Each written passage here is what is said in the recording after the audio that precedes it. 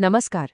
तो चलिए आज भारत की दो महान शास्त्रीय संगीत परंपराओं में से एक कर्नाटक संगीत की दुनिया में चलते हैं और ये समझने की कोशिश करते हैं कि आखिर इसकी बनावट, इसका स्ट्रक्चर इसे इतना खास कैसे बनाता है। तो शुरू करते हैं। भारत में क्लासिकल म्यूजिक की दो मुख्य धाराएं हैं। एक है हिंदुस्तानी और दूसरी कर्नाटक।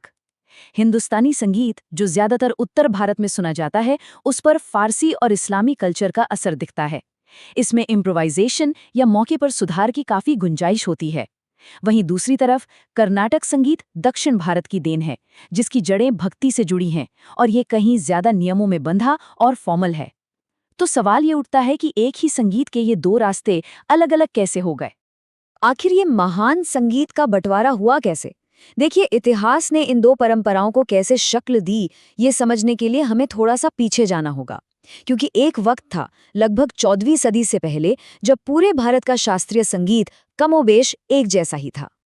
हुआ ये कि 13वीं सदी में जब मुस्लिम शासक आए, तो उनके साथ साथ उत्तर भारतीय संगीत में फारसी और इस्लामी परंपराओं का मेलजोल शुरू हुआ। इसका नतीजा ये निकला कि 14वीं सदी आते आते हिंदुस्तानी और कर्नाटक जैसे शब्द पहली बार इस्तेमाल में आए, और फिर 16वीं-17वीं सदी तक ये दोनों स्टाइल अपनी अपनी अलग पहचान बना चुके थे। तो जहां एक तरफ उत्तर में संगीत बदल रहा था, वहीं दक्षिण में कहानी कुछ और ही चल रही थी। वहां की संगीत परंपरा को विजयनगर साम्राज्य का सहारा मिला। इसी संरक्षण में ये संगीत फला फूला और अपने भक्ति वाली जड़ों से मजबूती से जुड़ा रहा। और यही वो संगीत है जिसे आज हम कर्नाटक संगीत के नाम से जानते हैं, जो अपने आध्यात्मिक पहचान के लिए जाना जाता है। अब किसी भी महान परंपरा के पीछे कुछ महान लोगों का हाथ तो होता ही है। तो चलिए अब उन गुरुओं से मिलते हैं जिन्होंने कर्नाटक संगीत को इसका वो आधार दिया जिस पर ये आज भी खड़ा है। और इस लिस्ट में सबसे पहला और सबसे अहम नाम है पुरंदरदास का। उन्हें इतने सम्मान से कर्नाटक संगीत का पितामह कहा जाता है। उन्होंने ही संगीत सिखाने का एक ऐसा सिस्टम बनाया जिसने इसे सीखने वालों के लिए आसान बना दिया। और कमाल की बात यह है कि उनका बनाया हुआ वो तरीका आज भी इस्तेमाल होता है। इसके बाद आते हैं वो तीन नाम जिन्हें कर्नाटक संगीत की त्रिमूर्ति कहा जाता है: त्यागराज, मुत्तुस्वामी दीक्षितर और श्यामा शास्त्री। ये तीन इस परंपरा के वो स्तंभ हैं जिनकी रचनाएं आज भी क्लासिकल कॉन्सर्ट्स की जान होती हैं। अब जरा इस नंबर पे गौर कीजिए, 72, 72। ये सिर्फ एक गिनती नहीं है, ये कर्नाटक संगीत का एक तरह से सीक्रेट कोड है। पर क्यों? आखिर क्या खास है इस नंबर में? इस सवाल का जवाब छिपा है मेलकर्ता सिस्टम में। 17वीं सदी में एक महान सिद्धांतकार हुए, वेंकटमुखी, जिन्होंने ये कमाल का सिस्टम बनाया था। ये कर्नाटक संगीत के 72 मूल यानी पेरेंट रागों को एक वैज्ञानिक तरीके से व्यवस्थित करता है। आज भी संगीत सीखने, बनाने या गाने के लिए इन्हीं 72 मेलकर्ता रागों को बेस माना जाता है। तो अब जब हम इसके निर्माताओं को जान चुके हैं, तो चलिए ये समझते हैं कि ये संगीत बनता कैसे है। कर्नाटक संगीत की हर एक रचना 4 मजबूत पिलर्स पर टिकी होती है, और यही 4 पिलर्स इसे इसकी खास पहचान देते हैं। पहला और सबसे जरूरी स्तंभ है श्रुति। ये वो बेस नोट या ड्रोन है जो पूरे गाने की पिच तय करता है। आप इसे संगीत के जहाज का लंगर समझ सकते हैं, जो कलाकार को सुर में बनाए रखता है और भटकने नहीं देता। श्रुति के बाद आते हैं स्वर। ये वही 7 जाने पहचाने सुर हैं: सा, रे, गा, मा, पा, धा, नी। तो अगर श्रुति लंगर है, तो स्वर हैं संगीत की ABCD। इन्हीं से संगीत की धुनें बनती हैं। तीसरा एलिमेंट है राग, और ये संगीत की आत्मा है, उसका इमोशन है। ये सिर्फ सुरों का एक सेट नहीं है, बल्कि एक ऐसा खाका है जो गाने में एक खास मूड बनाता है, चाहे वो खुशी का हो, भक्ति का हो या उदासी का। और मजे की बात यह है कि अगर एक ही गाने के बोल अलग अलग राग में गाए जाएं, तो उसका पूरा एहसास ही बदल जाता है। और चौथा स्तंभ है ताल। ये संगीत का वो रिदमिक ढांचा है जो उसे एक धड़कन और एक स्ट्रक्चर देता है। ताल ही ये तय करता है कि कंपोजिशन की स्पीड क्या होगी और उसका फ्लो कैसा रहेगा। तो श्रुति, स्वर, राग और ताल, इन चारों के बिना कर्नाटक संगीत की कोई भी रचना अधूरी है।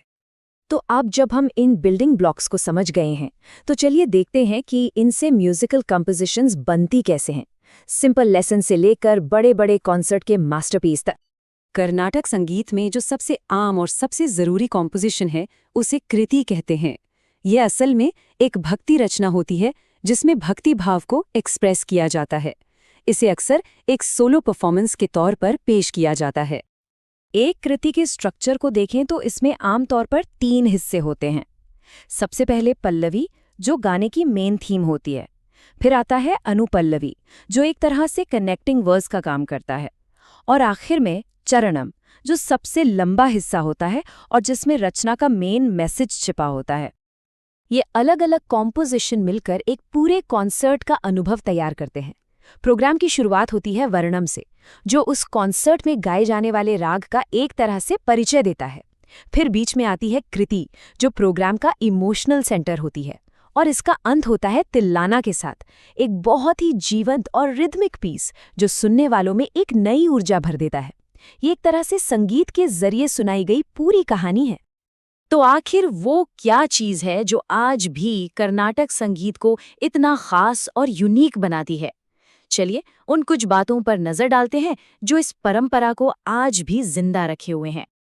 कुछ बातें कर्नाटक संगीत को सबसे अलग बनाती हैं। पहली, ये आध्यात्म और भक्ति से बहुत गहराई से जुड़ा है। दूसरी, हिंदुस्तानी संगीत से अलग इसमें कोई घराना सिस्टम नहीं है, जहाँ संगीत की एक खास स्टाइल पीढ़ी दर पीढ़ी आगे बढ़ती है। और तीसरी, ये सभी south Indian classical dance forms का म्यूजिकल बेस है। और जब इस परंपरा को दुनिया तक पहुंचाने की बात आती है तो एक नाम को बिल्कुल भी नजरअंदाज नहीं किया जा सकता, MS सुब्बुलक्ष्मी, जिन्हें दुनिया कर्नाटक संगीत की रानी के नाम से जानती है। वो सिर्फ एक सिंगर नहीं बल्कि एक कल्चरल आइकॉन थी, जिन्होंने इस कला को ग्लोबल स्टेज पर पहुंचाया। जरा उनकी उपलब्धियों को देखिए। वो भारत रत्न पाने वाली पहली म्यूजिशियन थी, रेमन मैग्सेसे अवार्ड जीतने वाली पहली इंडियन म्यूजिशियन थी। और इतना ही नहीं, वो यूनाइटेड नेशंस जनरल असेंबली में परफॉर्म करने वाली भी पहली भारतीय संगीतकार थीं। उन्होंने वाकई में एक कल्चरल एम्बेसडर की भूमिका निभाई। तो अंत में एक सवाल जो सिर्फ संगीत के बारे में नहीं है, आज की इस तेजी से बदलती दुनिया में किसी भी कला के लिए ये कितना मुश्किल या जरूरी है कि वो अपनी आत्मा को खोए बिना समय के साथ विकसित भी होती रहे। कर्नाटक संगीत की हजारों साल की इस यात्रा को देखते हुए ये सवाल हमें सोचने पर मजबूर करता है